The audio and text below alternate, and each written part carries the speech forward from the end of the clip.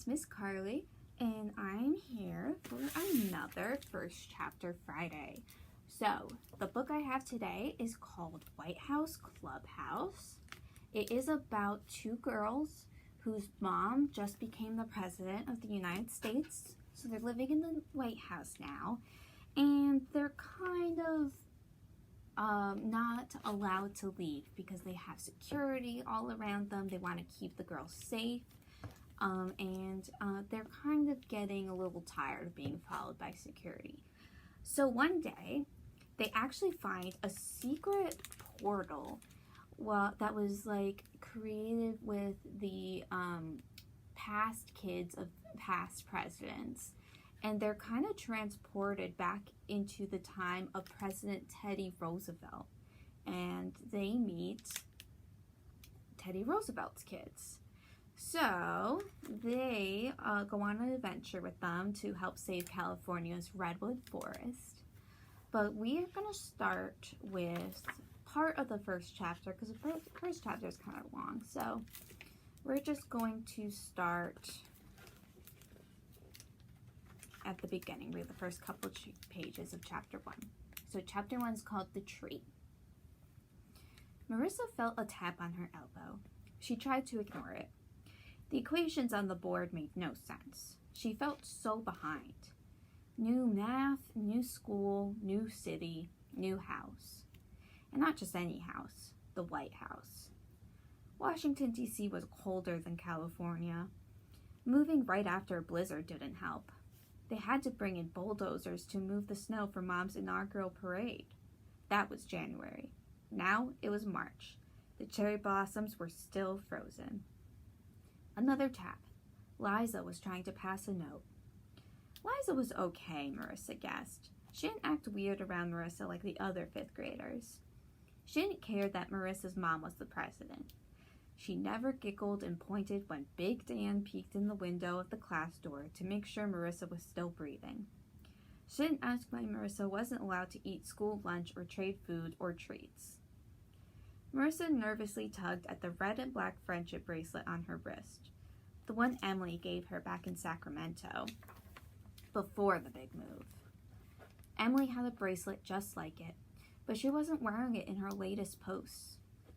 Liza tapped one more time. When Mr. Shapiro faced the board to write something else, Marissa turned and took the note from Liza. It said, "Pick a color, purple, blue, red, or orange." Marissa circled red with her pencil and crumpled the note in her hand. Then she pretended to scratch the back of her neck as she dropped the note onto Liza's desk behind her. She could hear Liza whispering, R-E-D, as she moved her fingers back and forth in the paper fortune teller she had made. Another note.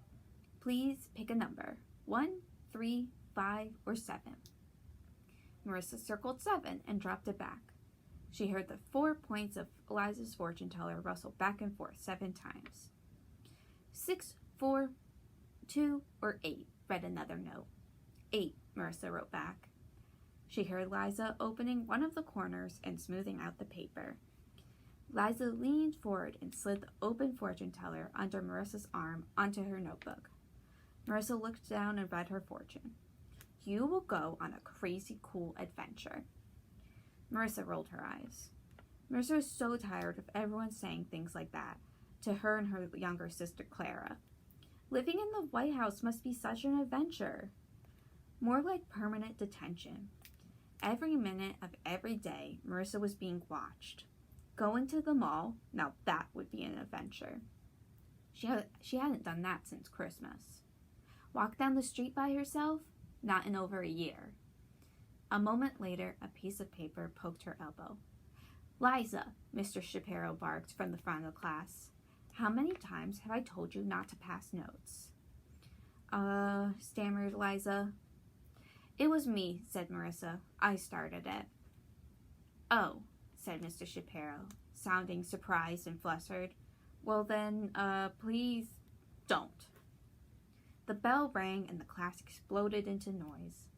Marissa stayed in her seat as everyone else left. On her way out the door, Liza looked at Marissa and mouthed, "Thank you." When the classroom was empty, Big Dan stuck his clean-shaven head in the door and said, "Ma'am, are you ready?" Ma'am. Who calls an 11-year-old ma'am? Back in California, they didn't even call Marissa's mother ma'am, or Mrs., or Miss, or Madam. Sometimes people called her Governor Suarez. Sometimes they called Marissa's dad Major Suarez. But most of the time, it was just Julia and Ricardo. That's just how people were in California. They liked first names there. And they didn't like to wear ties or sit in offices. They got outside. Marissa missed the family bike trips in the Sierras, where Mom grew up. On those long, misty rides, Marissa's sister Clara had to climb every rock and tree she could. But Marissa just wanted to explore. If she saw a path, she just had to follow it. That's how she found the giant. It was off the path, deep in the woods. Marissa saw an old blackened chimney by a creek and wanted to explore. Just the ruins of an old cabin. But then she saw the tree, the biggest one she had ever seen.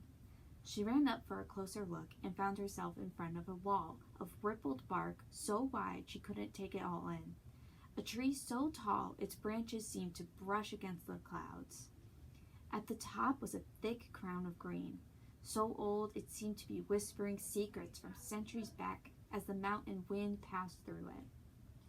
Creaking, waving, whispering, there was a cave right through the base of the tree. It was a narrow, triangular passage, somehow carved out of the wood of the big tree. It was dark and overgrown, with daylight peeking through the other side. Marissa crawled in, making her way to the middle of the tree, where a wide open space opened up, dark and sooty. She leaned against the moist wood and closed her eyes. She was relaxed. She was happy. "Ma'am," Big Dan said again. She was late. "The cars are all lined up," said Big Dan. "Engines running." "That's so bad for the environment," Marissa grumbled.